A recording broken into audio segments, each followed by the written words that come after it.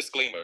Despite the cover and the topic, if you think we're just going to discuss Donald Trump and U.S. domestic affairs, let me say right away, no. Everything will be viewed through the lens of Ukraine. We will be following the news coming in live as it happens. Everything will be only about what concerns Ukraine and the fight against propaganda, so that your head isn't filled with all sorts of nonsense that has nothing to do with reality. And thanks to this, you'll even be able to analyze for yourself how things really are without being scared by silly news that someone is trying to pass off as fake. Let's get started, Oleg, and I want the latest news, the very latest. What did Peskov say? On May 15th, that is the day after tomorrow, the Russian delegation will be in Istanbul without specifying whether it's with Putin or without him. What's your opinion? Will Putin come? My opinion remains the same as before. Putin is a terrorist. A terrorist always acts through terror. That is, he doesn't solve the issue. He will always do something to complicate the situation. And he has this kind of criminal mindset. The more complicated things get, the more it benefits him. Trump, on the other hand, is a builder. He wants to stop the war, to stop the fighting. But Putin is a terrorist. So the fact that he'll be dodging back and forth is absolutely clear. But for some reason, I tend to think that Putin will still come because things are heating up. This is an example of how Trump could stop a war between Pakistan and India in just 2 days. I think that's a pretty good indicator for Putin. Plus, he demonstrated with tariffs how he can put pressure on China whenever he wants. And Russia is definitely a vassal of China. I believe China is the main beneficiary of this war. The fact that Putin, the Botoxed one, attacked Ukraine, those were all just pushes from behind. No doubt about it, because it's not in China's interest. For China, it's beneficial to have a weak Europe, a weak Russia, a weak Ukraine, and especially since America gets drawn into the process right away. So resources are being spent, and China just stands off to the side, watching everything unfold. But I think Trump is about to set everything straight on this complicated three-dimensional chessboard, where, in my opinion, a communist can't see beyond 2 dimensions. Here, I believe there are serious advantages that I think, won't be able to resist much. But I'll say this, we'll come back to this topic more than once. Let's turn to the topic of Istanbul and everything that's happening there. Let's go through it point by point, or rather chronologically. In general, how has Trump acted throughout his life? Let's show people his style and manner, so they can have an idea of what to expect in the near future. Of course, I always say that if you want to understand what a person might do, you need to look at their background, what they've accomplished in life, what they've built, how they've acted, whether they've worked with people, hired people, given them jobs, or fired people. In other words, all of this is real life experience that later gives someone the opportunity to lead a process, even at the state level, and then serve as an example for society as a whole. That's the way the question should be approached. And if we take Trump, his whole life can be divided. I would split it into 2 parts. A very long one, up until 2025, and then this short period after 2025 when he actually came to power. So let's just follow the logic through all of this. If he was born then, he's almost 80 years old now, and by the age of 25, he was already with his company. That is, he founded the Trump company, and by 36, he had built the tallest skyscraper.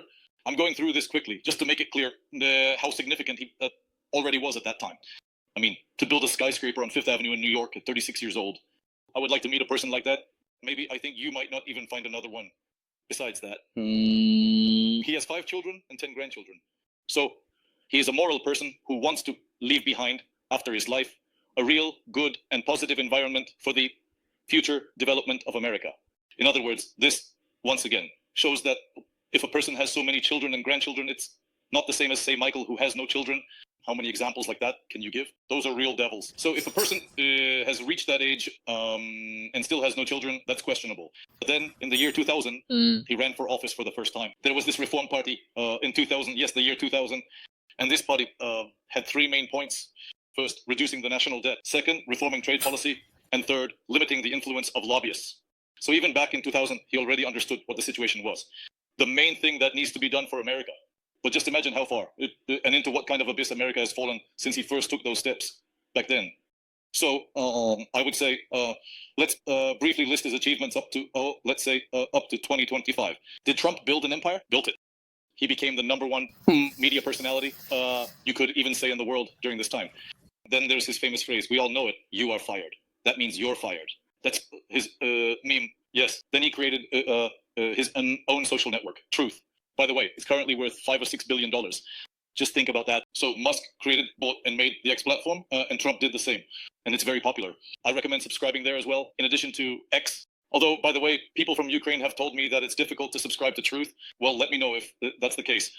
Well, and then in terms of political activity, he actively led the Republican Party to victory in the elections in 2016, overcame the impeachment of the first term, and legitimized Crimea as Ukrainian. That was already the first step toward Ukraine. I think, had he done that, he can't act differently now because you have to understand the logic of these events. Then he gave Ukraine weapons, javelins. Well, as you know, Obama was sending blankets. He also later proposed that Ukraine investigate Biden's crimes. What Zelensky didn't do, Yes. He took the side of these socialists, practically fascists, the so-called Democrats here in America. Then he wins the election, I believe, in 2020, which was falsified.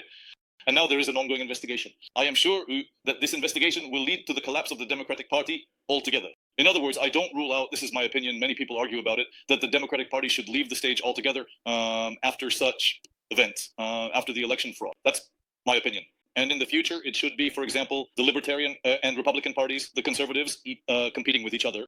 He also united the Republican Party and won the election in 2025 by a huge margin. So I very quickly listed what he did before 2025, and it's already clear that he is an ally of Ukraine. He is an ally in building, an ally. He is a moralist. He understands that Putin is the aggressor and Ukraine is the victim. He will always be on the side of the victim. And this comparison between Trump and Putin is complete nonsense, propaganda, and a narrative. Even if someone believes this, honestly, I don't even know what to say anymore. But with this information, we want to give people more facts so they understand that Trump has strength behind him and that the future of Ukraine is with Trump. A wealthy, strong America means a wealthy, strong Ukraine in the future. I am absolutely certain of that. And then after 2025, in that short period, if we look at his domestic policy, he stopped illegal immigration. That's one. Everyone said it was impossible and so on. But he established a 100-meter military zone, like a military base along the border. And from a legal standpoint, if someone enters a military base, you are allowed to use lethal force. That's it. The border is closed. The same applies to the northern side. Then he removes crime from the United States of America. And here, Nayib Bukele is already an ally of the United States. Just like we want, like Ukraine, he's already helping Trump to take away all these bandits. And then there's Alcatraz. You know, Trump really knows how to approach things with a certain flair. I think he called it Alcatraz for those future Democrats who brought the country to the state it's in now. Then he shut down the Ministry of Education and put an end to that thievery, put those leftist universities in their place. And he's bringing order to the lunatic judges because the problem is the same in Ukraine, in America, in Europe, and in Israel. These judges in robes who make decisions purely based on ideological reasons are a major problem for every country. I think America will probably be the first to deal with this. We'll develop some new rules, and maybe they will spread to Ukraine in the future. Now, regarding foreign policy, he organized the process to stop the military terrorist Putin. Right now, the process is underway. God willing, in a couple of days, we'll see some, I think, very significant event. Then he established proper tariff relations with China and put them in their place. In this way, he made it clear to Putin who is who in the future, and to all other countries as well. So the attitude is now definitely moving in that direction. If anyone thinks there will be some kind of bipolar world or any other nonsense like that, it's all going to have to be together with China.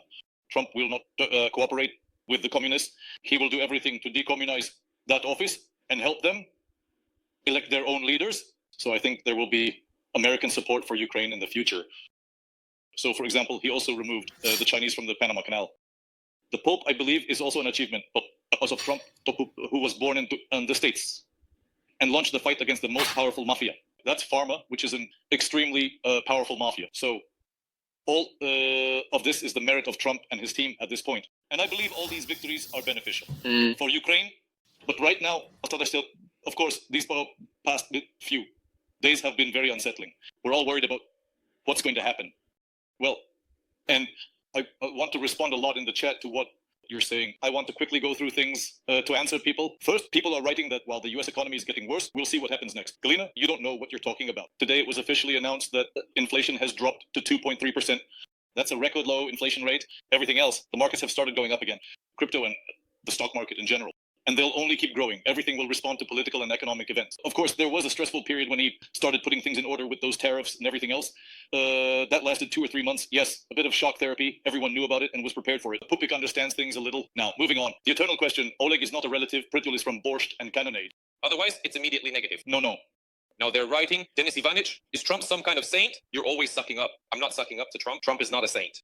And you're a foolish person if you think in terms of saint or not saint. There are no saints at all on planet Earth. And in politics, you shouldn't choose based on saint or not saint. We talk about whether a person does the right thing or the wrong thing, not about being a saint or not. No one there is a saint, and neither you nor I are saints. No.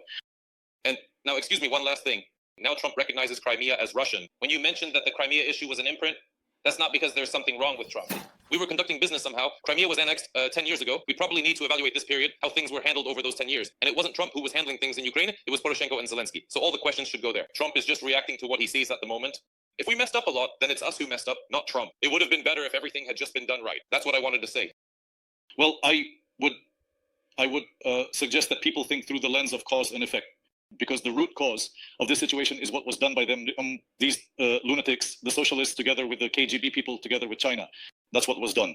And now Trump is the one dealing with the situation. If he had won the election for a second time back then, I think this situation wouldn't have happened at all. But he himself has said that 1,000 times. I don't want to repeat the whole Trumpist or not Trumpist thing.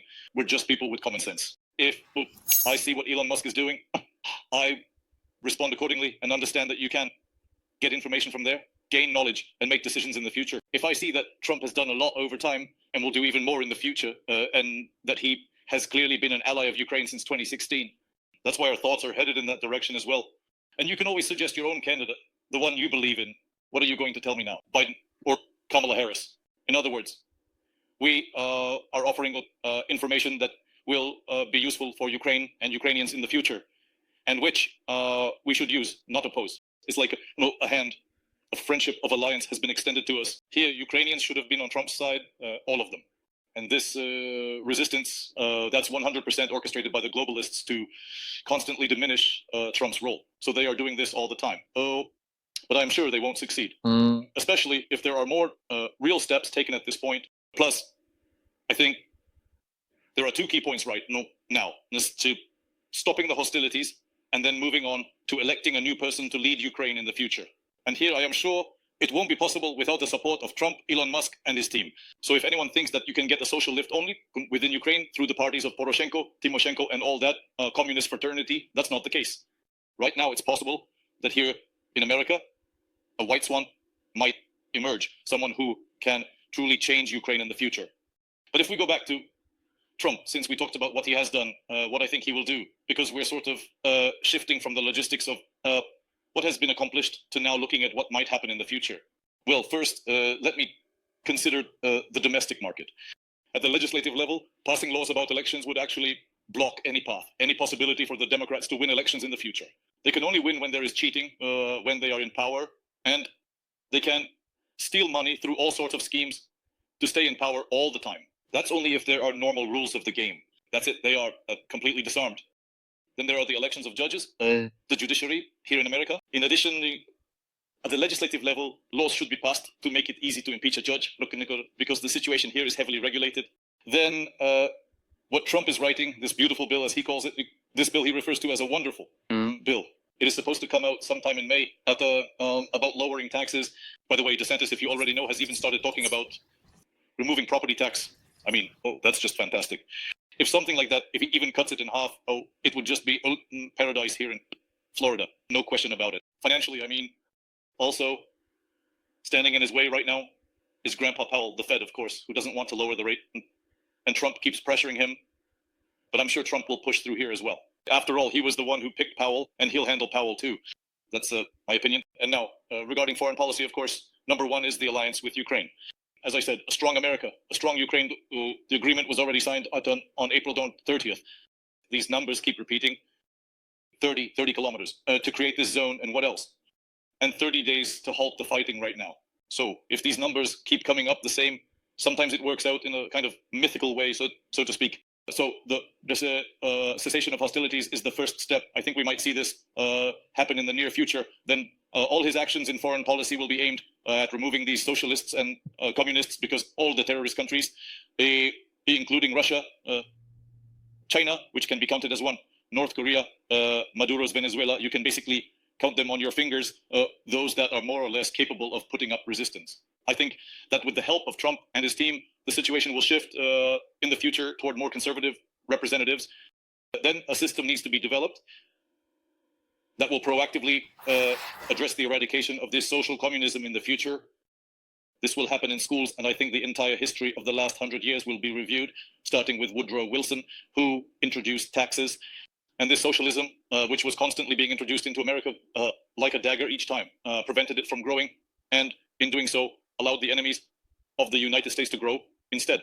Well, and in 2028, I think, as I mentioned before, there may be a competition between the Republicans and the Libertarians. That's how I see the future. Yes, I support everything you've said. Again, I want to address the audience. Friends, for those of you who joined us later, that's who we're talking to. Once again, I want to make a remark. Everything we're discussing is not about the internal affairs of the US. We all understand that everyone is interested in Ukraine, and most of my viewers are from Ukraine. Everything is being considered through the lens of Ukraine, and the broadcast will continue. We simply have to stand up to propaganda. I've repeatedly shown on my streams people like Irina Sokolova and Bortnikova, the nonsense they spout about Trump, that he's a loser, that he's never accomplished anything, didn't do anything here, didn't do anything there. We're just telling you the facts right now.